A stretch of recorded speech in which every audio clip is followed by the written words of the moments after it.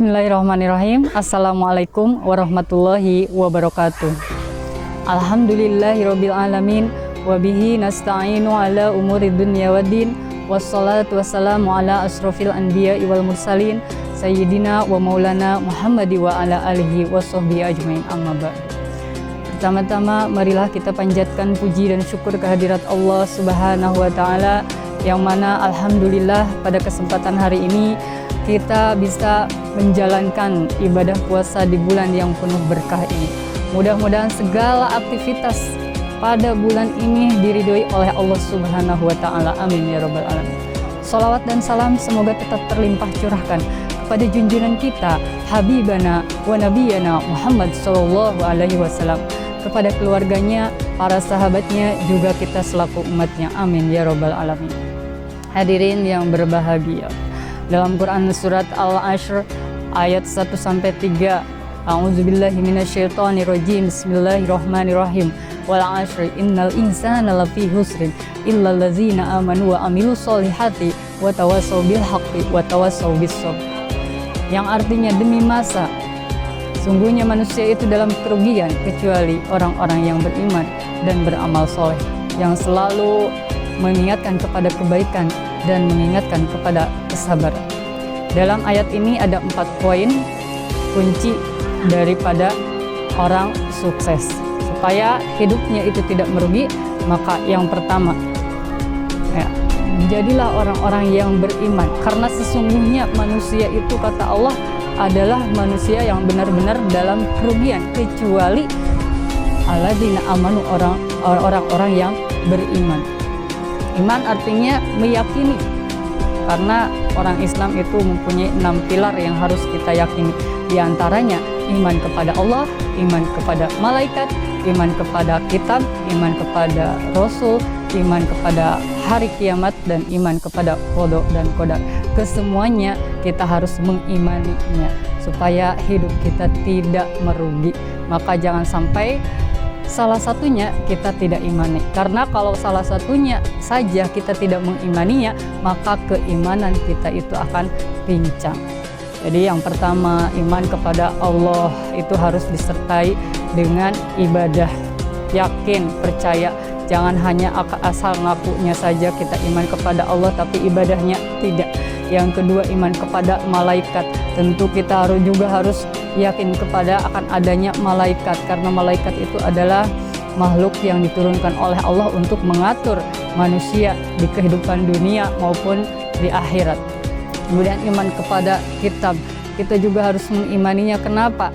Karena kitab itu merupakan pedoman hidup bagi manusia, bukan hanya untuk orang Islam tapi juga untuk semuanya, untuk manusia. Kemudian yang keempat, iman kepada Rasul. Rasul juga merupakan teladan bagi umatnya, maka kita juga harus mengikuti teladannya. Kemudian yang kelima yaitu iman kepada hari kiamat, yaitu hari akhir.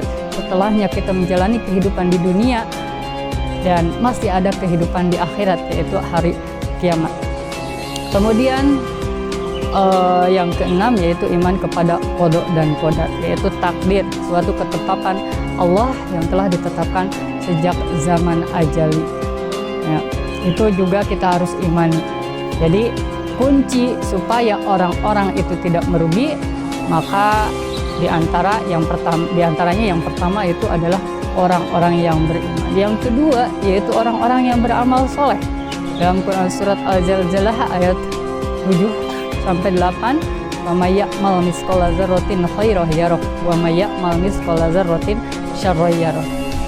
Maka apapun yang dilakukan walaupun hanya sebesar biji zarah, itu maka akan ada balasannya. Begitupun juga keburukan, walaupun hanya sebesar biji zarah, itu juga akan mendapat balasannya. Maka fastabiqul khairat, berlomba-lombalah kita dalam kebaikan, karena segala kegiatan, aktivitas apapun yang dilakukan oleh kita semua, itu semuanya pasti akan ada balasannya.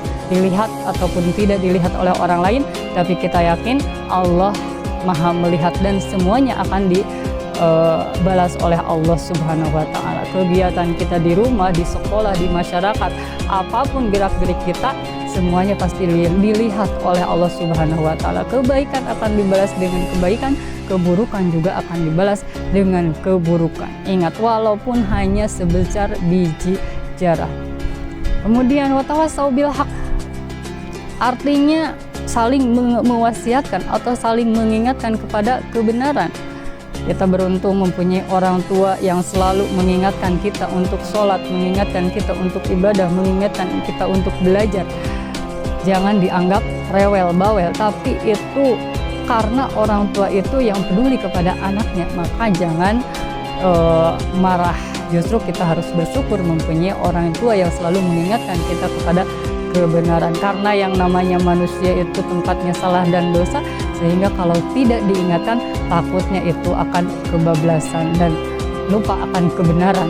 Makanya orang-orang yang tidak akan merugi, yang beruntung, yaitu selalu saling mewasiatkan kepada kebenaran, gitu. Maka amar ma'ruf nahi munkar. Kemudian yang keempat, watawasau bisom, saling mengingatkan kepada kesabaran. Sabar itu artinya menahan diri. Ya, sabar itu ada beberapa. Sabar dalam melaksanakan ibadah, karena kita tugasnya ibadah, berarti kita juga harus sabar. Karena ibadah tanpa kesabaran juga itu tidak akan nyampe. Ibadah, sholat, puasa, kita juga sekarang sedang melakukan puasa. Kalau tidak didasari dengan kesabaran, mungkin di tengah siang bolong kita udah buka ya.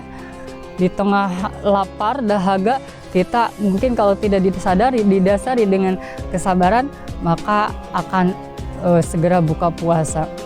Jadi segalanya harus disertai dengan kesabaran, ibadah juga harus disertai dengan kesabaran.